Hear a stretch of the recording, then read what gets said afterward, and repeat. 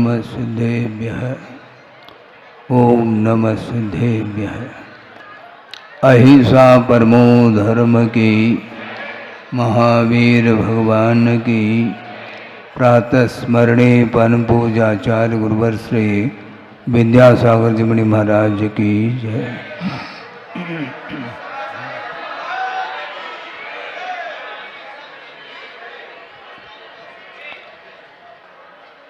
ये जो पंच कल्याणक महामहोत्सव संपन्न हुआ है, यह सानंद संपन्न, सुनो टाली नहीं बजाओ, पहले सुन तो लो।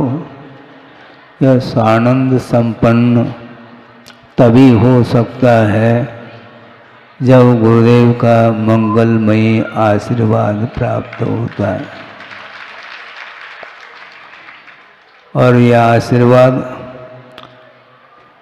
बरगी नगर को भी प्राप्त हुआ और मुझे भी प्राप्त हुआ था।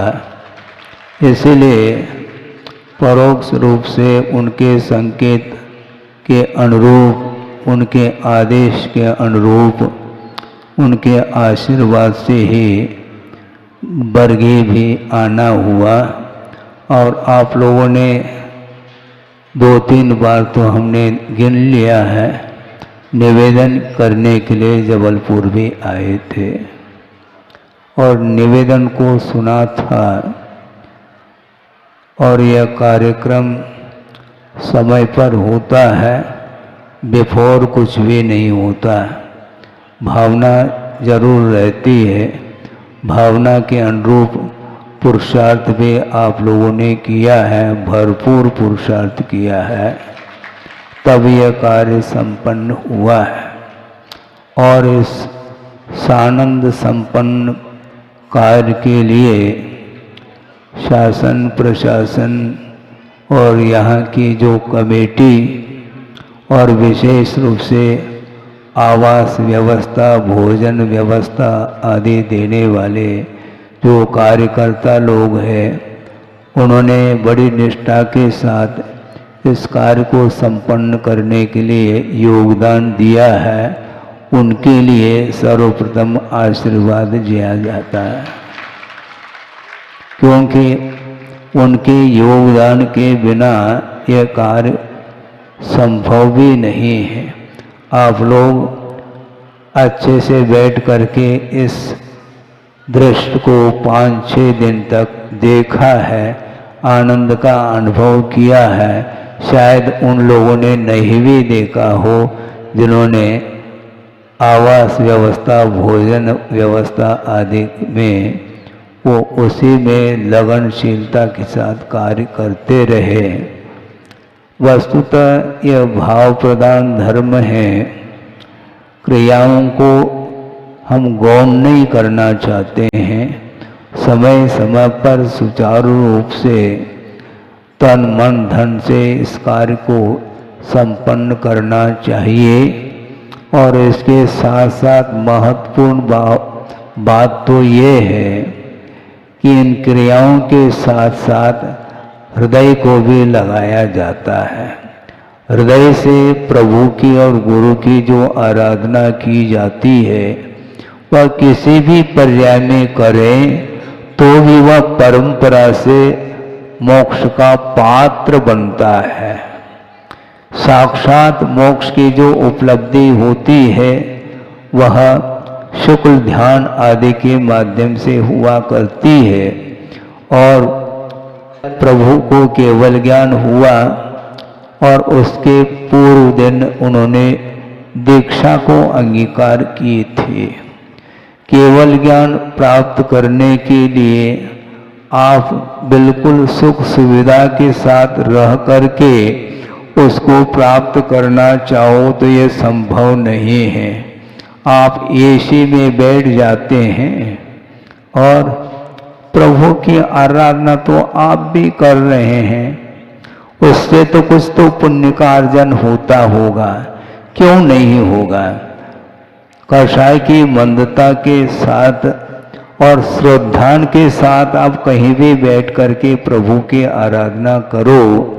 योग्यता के अनुरूप, सामर्थ्य के अनुरूप, क्षमता के अनुरूप पुण्य का संचय तो होता है, किंतु आचार्यों का अथवा आगमकारों का यह कहना है हमें मात्र पुण्य का संचय मात्र नहीं करना, किंतु पाप कर्म के क्षय के प्रयोजन को लेकर के जो धार्मिक अनुष्ठान किया जाता है अथवा प्रभु की आराधना की जाती है, उस आराधना के माध्यम से बिना चाहे भी साथ से पुण्य का संचय होता है और प्रभु ने उन्हें निर्वाण का लाभ हुआ।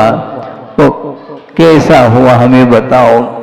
बिना दिगंबरत्व को अंगीकार किए, बिना परिग्रह का विमोचन किए संभव नहीं है।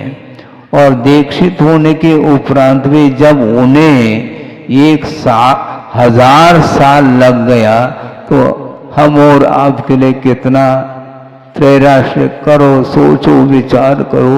असाधारण व्यक्तित्व जिसको बोलते हैं, इसके बाद भी 1000 साल लग गए।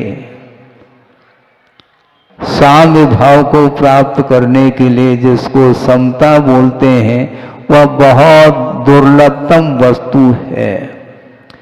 वस्तुतः तो विषय के प्रति जो राग रहता है उसका पूर्णता अभाव करने के बावजूद भी विश्व कल्याण की भावना को लेकर के जो धर्मानुराग उत्पन्न होता है, उसके माध्यम से भी साक्षात निर्वाण का लाभ नहीं होता है। वह भी परंपरा से ही होता है, किंतु साक्षात यदि केवल ज्ञान का लाभ उठाना चाहो तो ध्यान के माध्यम से ही केवल ज्ञान की उत्पत्ति बताई है। समो शरण में प्रभु विराजमान हैं, 12 सभाएं भरी हुई हैं और दिव्य ध्वनि खिर रही है और उन प्रभु के चरणों में ही विराजमान है कौन? गणधर परमेष्टि। और प्रभु की वंदना, प्रभु की स्तुति, प्रभु की आराधना वो कर रहे हैं और दिव्य ध्वनि का आधार लेकर के हम और आपके लिए आगम की रचना करके उसका मर्म क्या है, धर्म का धर्म, दिव्य ध्वनि की क्या विशेषता है, वस्तु तत्व की क्या गहराई है, ये सारा का सारा सर्वांगीण रूप से उन्होंने दिव्य ध्वनि का आधार लेकर के द्वादशांग की रचना की और हम और आपके लिए उपदेश उन्होंने दिया है। किंतु ये ध्यान रखने की बात यह है कि उपदेश देते हुए भी, उपदेश देते देते देते देते गणधर परमेष्टि को उसी अवस्था में केवल ज्ञान हुआ हो नहीं हो सकता है, क्योंकि यह प्रवृत्ति है। इसमें भी मुमुक्षु भव्य जीवों के विकास हित के उद्देश्य को लेकर के उपदेश दिया जा रहा है और उपदेश जो दिया जाता है उन मुमुक्षु भव्य जीवों के प्रति प्रमोद भाव आए बिना, धर्मानुराग रखे बिना ये उपदेश संभव नहीं है। किंतु इस प्रकार उपदेश देते हुए भी ये सारे विकल्प यद्यपि सत विकल्प हैं, विषयजन्य कोई भी विकल्प नहीं है, इसके बावजूद भी आचार्य ये कहते हैं कि इन विकल्पों से भी ऊपर उठे बिना केवल ज्ञान न भूतो न भविष्यति। इसलिए प्रभु ने तीर्थंकर प्रकृति का विगत जीवन में बंद किया था और वर्तमान में जो उनको पर्याय मिली सर्वार सिद्धि से आ गए और दिगंबरत्व को अंगीकार उन्होंने स्वयं ही कर लिया और निरंतर साधना करते करते विश्व कल्याण की भावना रखते रखते जब उनकी साधना जब चरम सीमा तक पहुंच गई तो अंतर मुहूर्त मात्र पर्याप्त रहा, केवल ज्ञान को प्राप्त कर लिया। किंतु केवल ज्ञान को प्राप्त करने की जो भूमिका है, उस भूमिका में उन्होंने 1000 साल व्यतीत किया है। बंधुओं, सोचो विचार करो, कितना धैर्य होना चाहिए। हम कदम कदम पर धैर्य को खो देते हैं, और मान लो इच्छित वस्तु की प्राप्ति नहीं होती है तो जिनके प्रति आस्था थी उनके प्रति आस्था में भी कमी आने लगती है। क्यों? क्योंकि हम जो भी धार्मिक अनुष्ठान आदि करते हैं तो उसके पीछे हम अपेक्षा को रख करके करते हैं, इसलिए उसमें सफलता मिल तो जाती है किंतु परसेंटेज बहुत कम रहता है। 100% सफलता को पाने के लिए हमें और कोई भी इच्छा नहीं रखनी चाहिए, और आगम और गुरु ने जो कहा है, जिस उद्देश्य को लेकर के उन्होंने उपदेश दिया है, उसी उद्देश्य को लेकर के उस उपदेश का हम प्रयोग करते चले जाएंगे तो बहुत जल्दी वह समय निकट आएगा। अपने यहाँ हम प्रतीक्षा करते रहेंगे तो वह समय आने वाला नहीं है। समय पर कार्य होना अलग है, किंतु समय के द्वारा कार्य नहीं होता है। समय के द्वारा नहीं कार्य होता। एक छोटा सा उदाहरण रखा जा सकता है इस विषय को समझने के लिए। मान लो आपको भात बनाना है? उसमें अनुपात से जल भी डाल दिया और चावल डाल दिए और नीचे से, अब इसके बाद भी समय अपेक्षित है। एक समय में वह कार्य संपादित नहीं हो सकता, और मान लो काल के द्वारा ही संपादित होता है तो सीधा जो है ना, अग्नि की कोई आवश्यकता नहीं, और चावल रखो, चावल बोरी में बंद है और वह भात बन जाएगा, क्योंकि काल के द्वारा बनना है तो काल पका देगा उस चावल को जो बोरी में बंद है। ध्यान रखो, ऐसा नहीं पका सकता काल, किंतु काल एकमात्र उदासीन निमित्त है, और उसमें निरंतर हम यदि पुरुषार्थ करते चले जाएंगे सुचारू रूप से बिना किसी अपेक्षा को रखे, तब वह कार्य संपादित होता, उसमें पूरी तरह से सफलता मिलती है।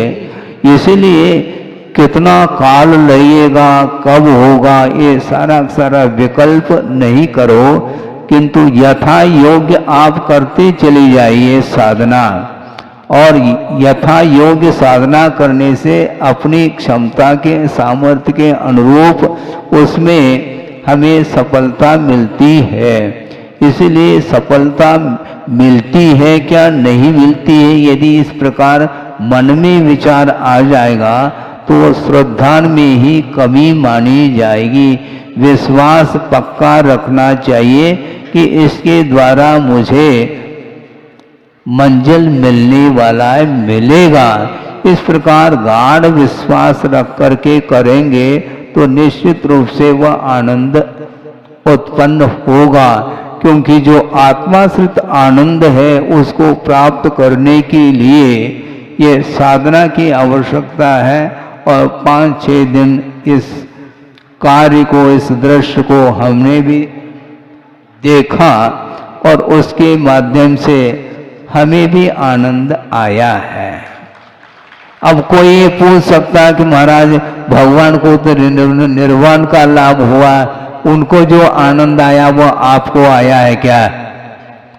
समस्या खड़ी हो गई। हमेशा समस्या खड़ी होती ही है, किंतु वस्तुतः आचार्यों का ये कहना है कि उनको साक्षात निर्वाण का लाभ हुआ है और उनको तो आनंद आ ही रहा है, किंतु उसके प्रति विश्वास रखने से भी आनंद कम नहीं आता, ये ध्यान रखो। बल्कि गुरुदेव ने ये कहा है कि वस्तुतः पंचम काल में किसी को मोक्ष नहीं हो सकता। ऐसा किसी ने कहा, हाँ ठीक है आप कहते रहो, किंतु गुरुदेव का ये कहना है कि वर्तमान में भी मोक्ष का अनुभव हम कर सकते हैं, क्योंकि निराकुल भाव का नाम मोक्ष है। और जो व्यक्ति अपने जीवन में निराकुल भाव को प्राप्त करता करता चला जा रहा, जितने अंश में निराकुल भाव आया है उतने अंश में वह अपने आप में मोक्ष का अनुभव कर सकता है। क्योंकि सम्यक दर्शन को प्राप्त करने के लिए जो पुरुषार्थ किया है और सम्यक दर्शन रूप परिणाम के द्वारा जब अनंत संसार का विच्छेद हुआ है, अब जो चुल्लू भर जो संसार बचा है तो उसके लिए क्या है, अब उसके लिए संदेह करने की थोड़ी आवश्यकता है। जब अकाट्य विश्वास हो गया तो आचार्य कहते हैं मुझे कभी भी मोक्ष मिले हमें आकुलता नहीं, किंतु विश्वास जरूर हमें रखना चाहिए।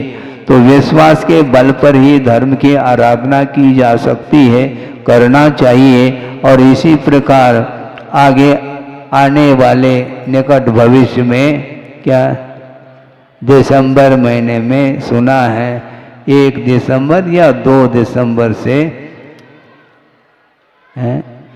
दयोदय का पंच कल्याणक और मड़िया के परिसर में होने जा रहा है, उसके लिए भी निवेदन किए हैं और उसको भी सुना है।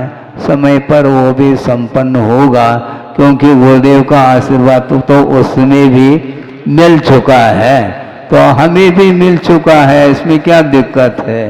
और ज़्यादा दूर तो है नहीं, समय पर आप लोगों को भी बड़े उत्साह के साथ उस कार्य को भी संपन्न करना है, ज़्यादा विलंब न हो। इसलिए हम इतना ही कहना चाहते हैं कि पुरुषार्थ के माध्यम से सब कुछ मिल सकता है। जब पुरुषार्थ के माध्यम से केवल ज्ञान और निर्वाण का लाभ हो सकता है, तो छोटे छोटे जो भी आप कार्यक्रम करते हैं उसमें सफलता मिलने में कोई गुंजाइश नहीं है, ऐसा नहीं है। निश्चित रूप से उसमें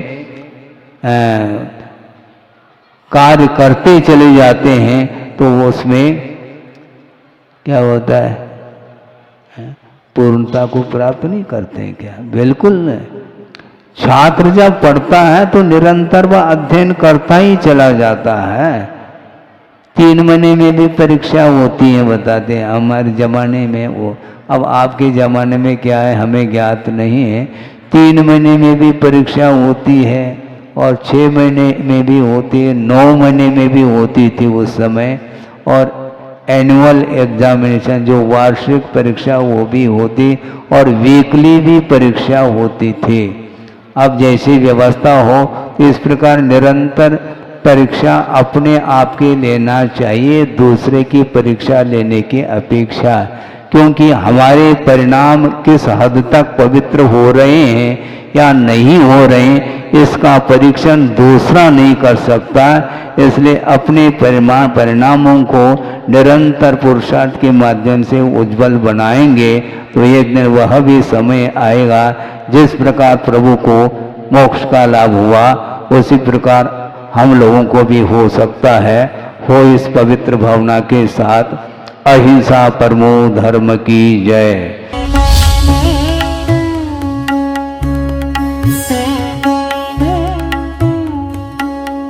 ओम नमः सिद्धेभ्यः, ओम नमः सिद्धेभ्यः।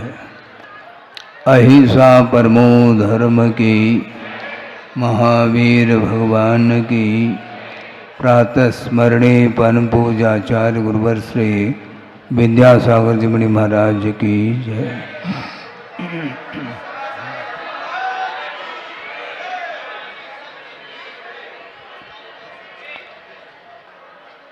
ये जो पंच कल्याणक महामहोत्सव संपन्न हुआ है, यह स्वानंद संपन्न सुनो, ताली नहीं बजाओ, पहले सुन तो लो। यह सानंद संपन्न तभी हो सकता है जब गुरुदेव का मंगलमयी आशीर्वाद प्राप्त होता है। और यह आशीर्वाद बरगी नगर को भी प्राप्त हुआ और मुझे भी प्राप्त हुआ था। इसलिए परोक्ष रूप से उनके संकेत के अनुरूप, उनके आदेश के अनुरूप, उनके आशीर्वाद से ही बरगी भी आना हुआ। और आप लोगों ने 2-3 बार तो हमने गिन लिया है, निवेदन करने के लिए जबलपुर भी आए थे और निवेदन को सुना था।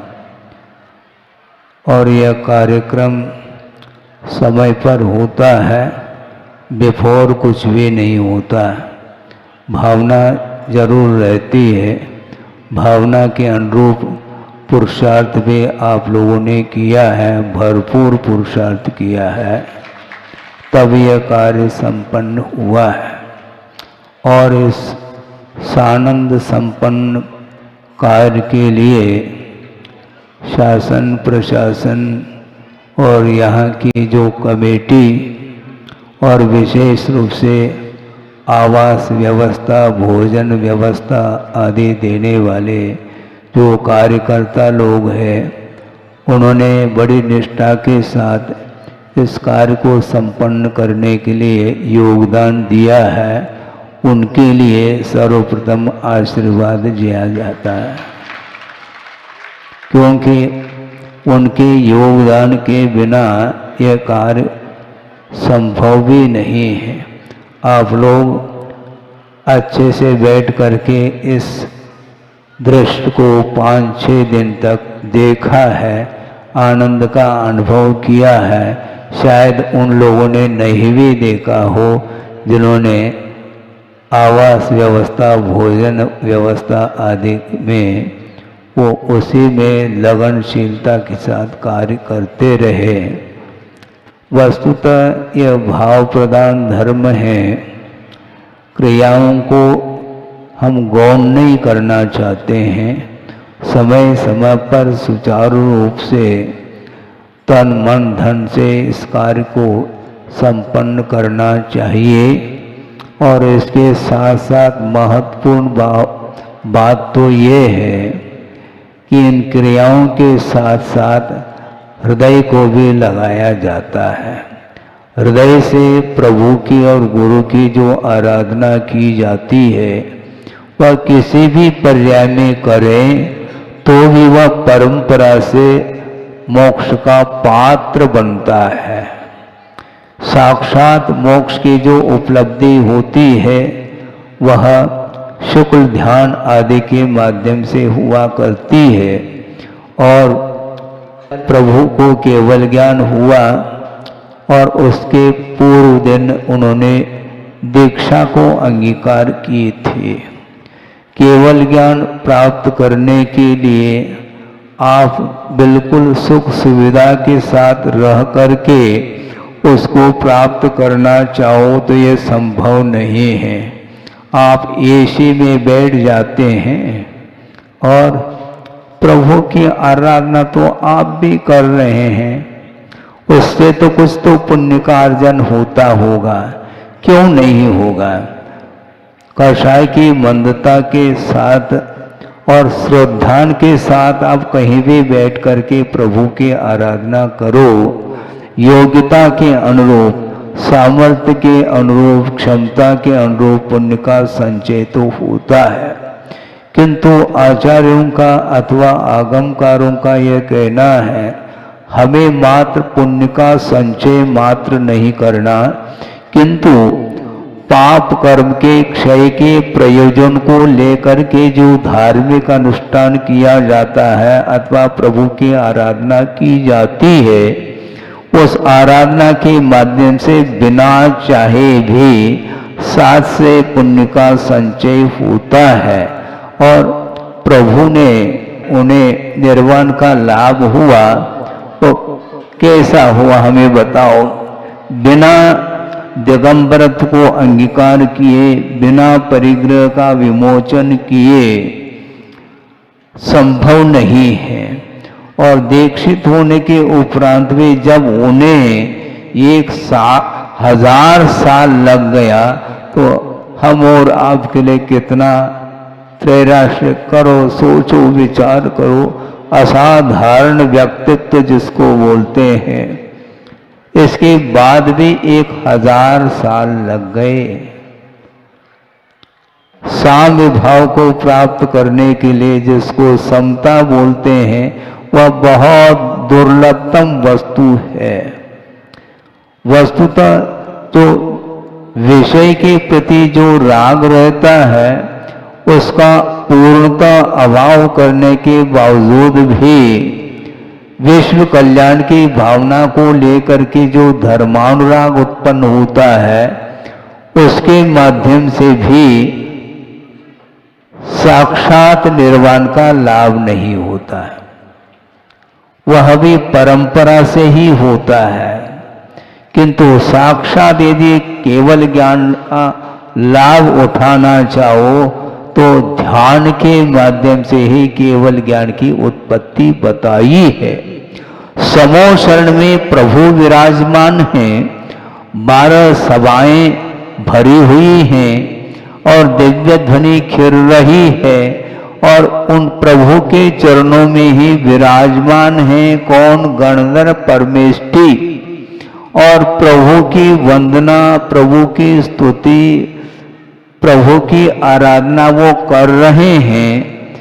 और दिव्य ध्वनि का आधार लेकर के हम और आपके लिए आगम की रचना करके उसका मर्म क्या है, धर्म का, धर्म दिव्य ध्वनि की क्या विशेषता है, वस्तु तत्व की क्या गहराई है, ये सारा का सारा सर्वांगीण रूप से उन्होंने दिव्य ध्वनि का आधार लेकर के द्वादशांग की रचना की और हम और आपके लिए उपदेश उन्होंने दिया है।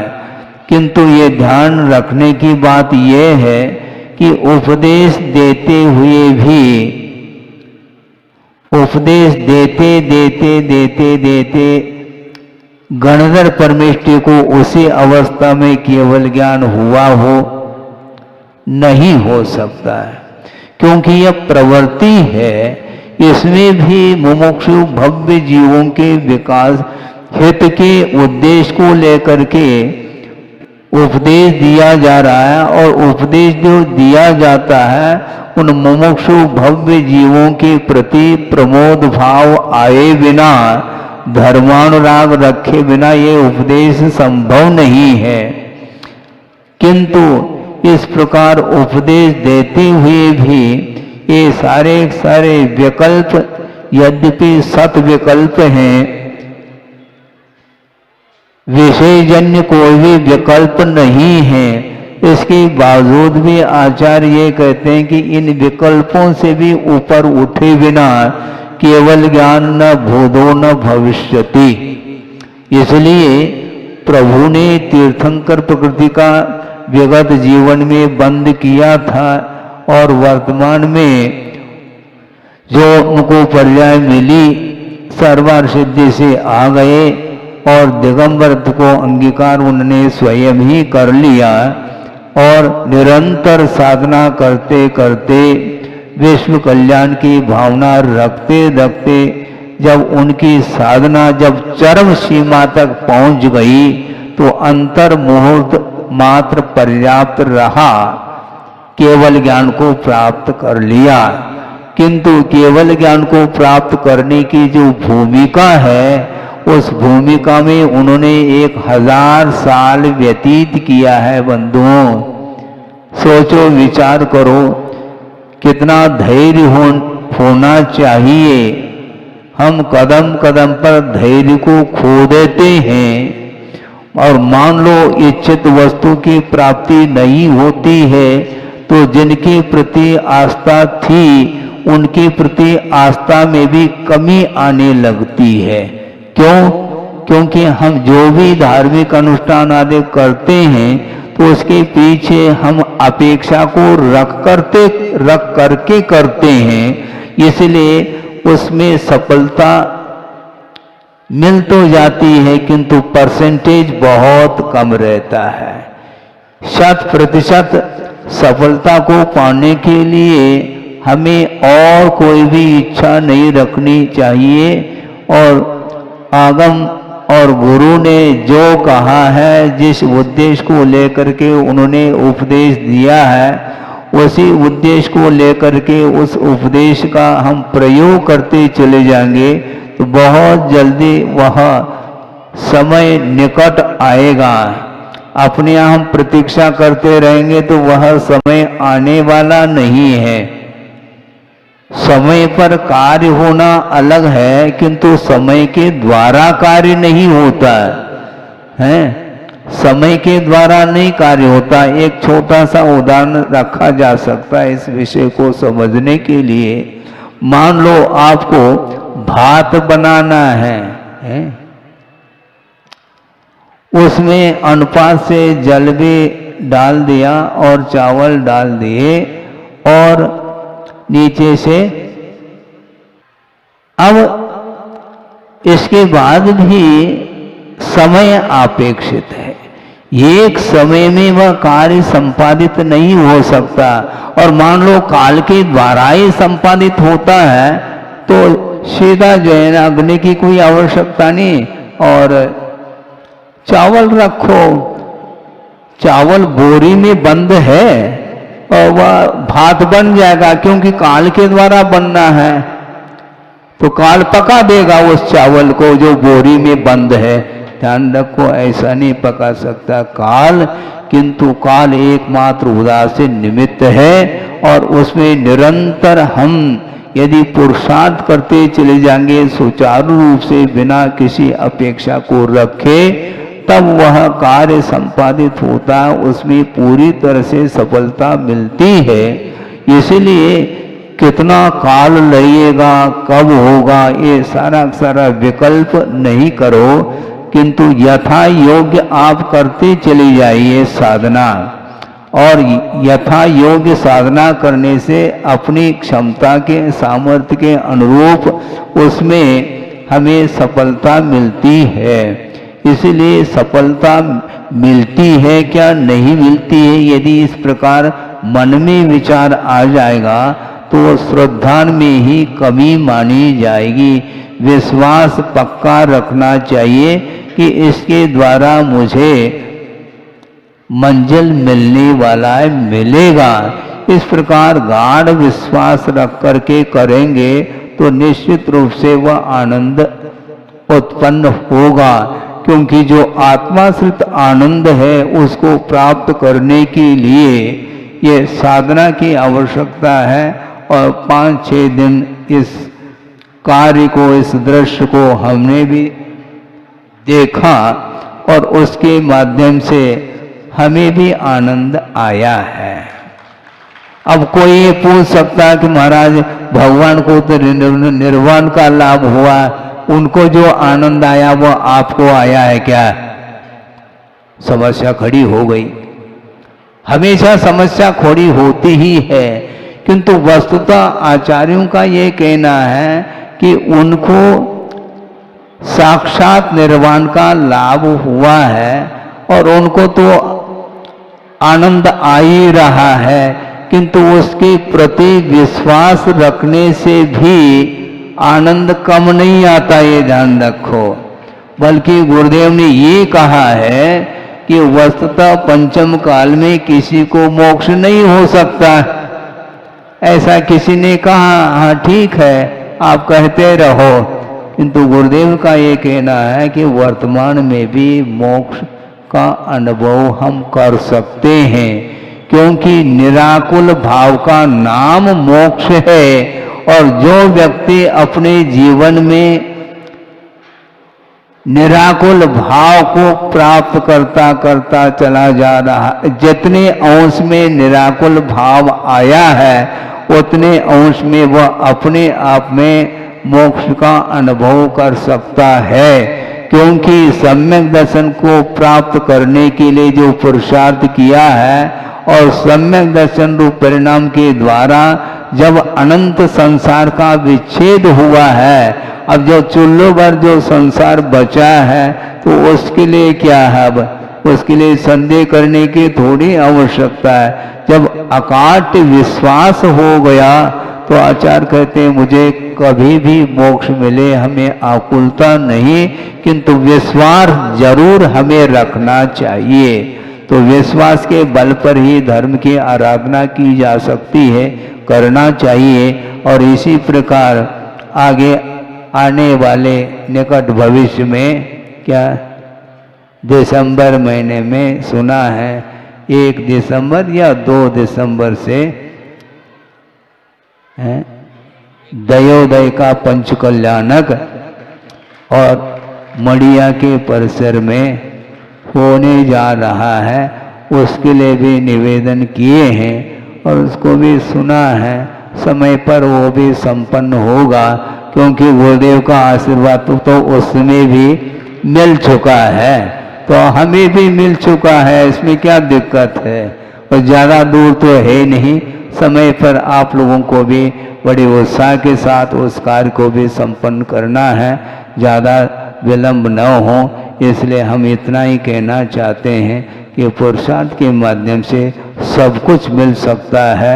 जब पुरुषार्थ के माध्यम से केवल ज्ञान और निर्वाण का लाभ हो सकता है, तो छोटे छोटे जो भी आप कार्यक्रम करते हैं उसमें सफलता मिलने में कोई गुंजाइश नहीं है, ऐसा नहीं है। निश्चित रूप से उसमें कार्य करते चले जाते हैं तो उसमें क्या होता है, पूर्णता को प्राप्त नहीं करते हैं क्या? बिल्कुल नहीं। छात्र जब पढ़ता है तो निरंतर वह अध्ययन करता ही चला जाता है। 3 महीने में भी परीक्षा होती है, बताते हैं हमारे जमाने में। वो अब आपके ज़माने में क्या है हमें ज्ञात नहीं है। 3 महीने में भी परीक्षा होती है और 6 महीने में भी होती है, 9 महीने में भी होती थी उस समय। और एनुअल एग्जामिनेशन जो वार्षिक परीक्षा वो भी होती और वीकली भी परीक्षा होती थी। अब जैसी व्यवस्था हो तो इस प्रकार निरंतर परीक्षा अपने आप के लेना चाहिए, दूसरे की परीक्षा लेने की अपेक्षा। क्योंकि हमारे परिणाम किस हद तक पवित्र हो रहे हैं या नहीं हो रहे हैं इसका परीक्षण दूसरा नहीं कर सकता। इसलिए अपने परिणामों को निरंतर पुरुषार्थ के माध्यम से उज्जवल बनाएंगे तो एक दिन वह भी समय आएगा जिस प्रकार प्रभु को मोक्ष का लाभ हुआ उसी प्रकार हम लोगों को भी हो सकता है। हो इस पवित्र भावना के साथ अहिंसा परमो धर्म की जय।